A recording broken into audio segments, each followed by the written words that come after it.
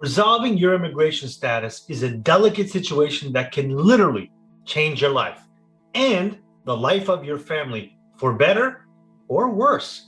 And sadly, being the victim of notario fraud can have devastating consequences to your case.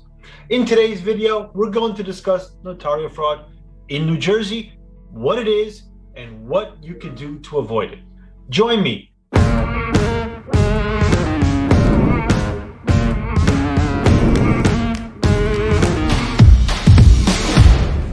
I'm Andres Mejer, and I'm an immigrant and an immigration attorney.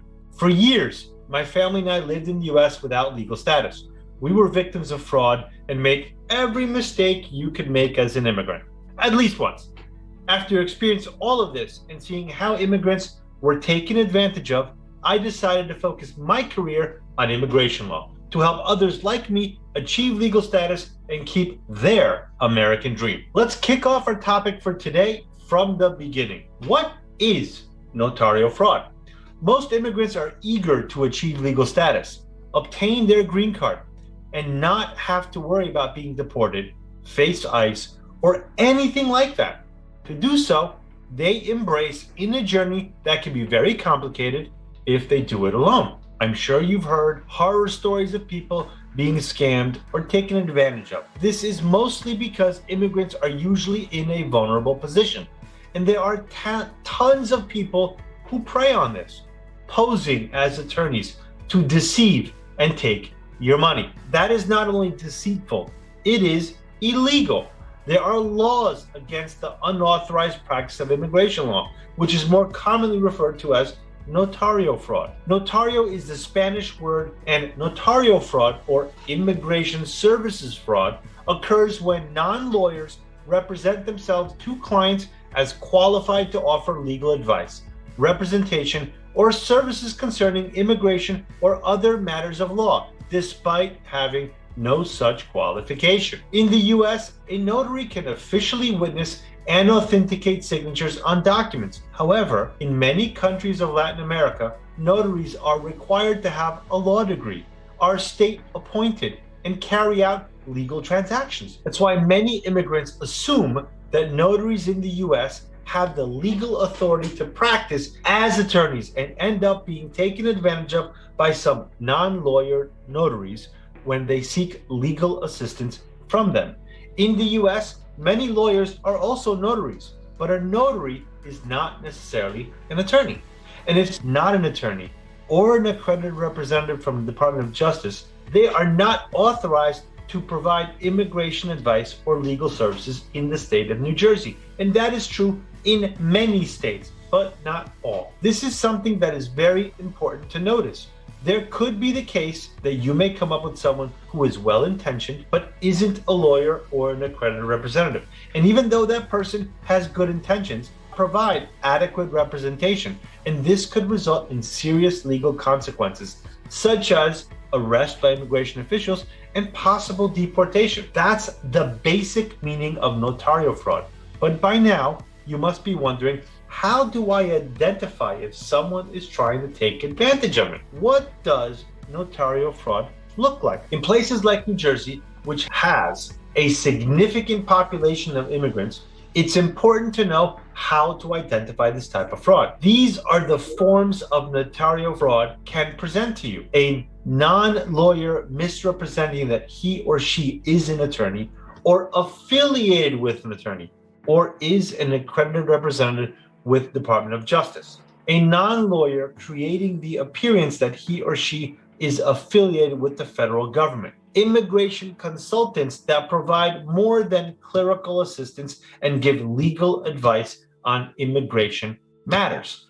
There is no immigration consultant in the state of New Jersey unless they work for an attorney and with an attorney. These are some of the practices that are usually associated with notario fraud, such as accepting payment and not performing services, keeping clients' original documents and then charging a fee to give them back. By the way, some attorneys try to do that, and it is not ethical, and there could be consequences to that for doing that. Another example is falsifying government forms or applying for an immigration benefit that you, the client, are not eligible for, which exposes the client to immigration fraud.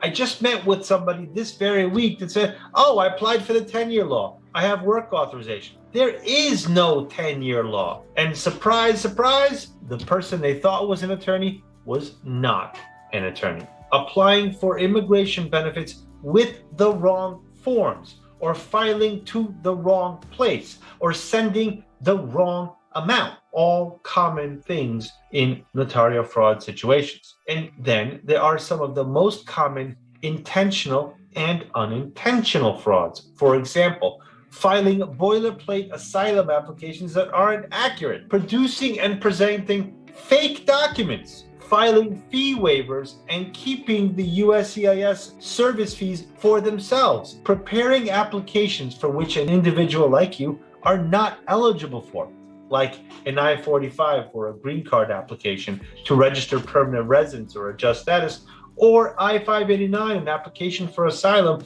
and withholding of removal when they do not qualify. Submitting inaccurate or incomplete information to USCIS, such as your date and manner of entry, the number of children, prior marriages and divorces, prior criminal history or memberships in groups, submitting poor translations or interpretation, failing to appear in court with a client, forcing the client, in this case you, to represent him or herself. In order to prevent all of this, there are some laws in New Jersey that try to discourage notarios from doing these actions.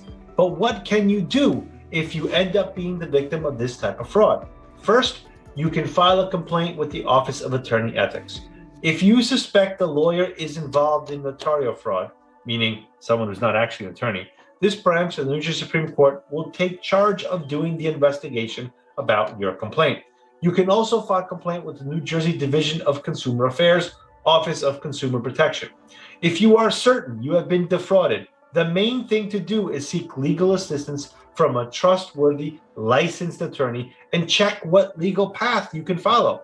They can analyze your immigration case and your civil remedies as well. Some of the most common actions taken when immigrants fall victims to notarial fraud are motions to reopen due to ineffective assistance, and these can be done under two circumstances. One, in an application where USCIS has already denied it, and two, when you're in removal proceedings and a judge has ordered you removed or deported. Now, to reopen a USCIS decision or removal proceeding, you must be able to show two fundamental things. One, that you relied on this person's representation, and two, that this reliance, that this bad act is preventing you from qualifying for something you otherwise could have been able to get. Now that's difficult, because if they file for something you don't qualify, you got a problem. Examples of ineffective assistance of counsel include filing untimely documents. For example, you file something, the government asks for a request for evidence, a notice of intent to deny, and you don't respond on time. Filing the incorrect application. Yep, you want for asylum, but you file the wrong form. Filing inadequate applications for asylum, temporary protective status, or other forms of relief. Meaning the application is not properly filled out, it's not properly documented, and really cannot be approved, even if everything you're saying is true. Misinforming the client, you, of the time, date, or place of hearing, resulting in an in absentia ruling. You can be a victim of notarial fraud and not be aware of it. However, you can be blamed if some things happen. For example, if you allow any information that you know is not true to be put on the application under your name, then you could bear personal responsibility. If you are pressured by a notario to include false information, like to receive a benefit you otherwise wouldn't be eligible to, you must understand that by signing the form, you knowingly acknowledge the information to be true. So if you know the notario is providing false information on your form, you can be held responsible for providing false information to the US government, and that has consequences. If you fall into this situation, you could face criminal charges, heavy civil penalties, and loss of privilege to file for additional immigration benefits forever. Here are some steps and recommendations that you can follow to prevent being the victim of notario fraud. Or the person you hire is licensed to practice law in the US. Always ask in what state they are licensed to practice in. You can ask them for proof of good standing, or you can call the office that licensed that attorney to ask whether the person is an attorney with a bar number and whether the attorney is in good standing. Every state has a different office that manages that. Always talk to your lawyer. Make sure to understand the process. Know what needs to be done in your case and why.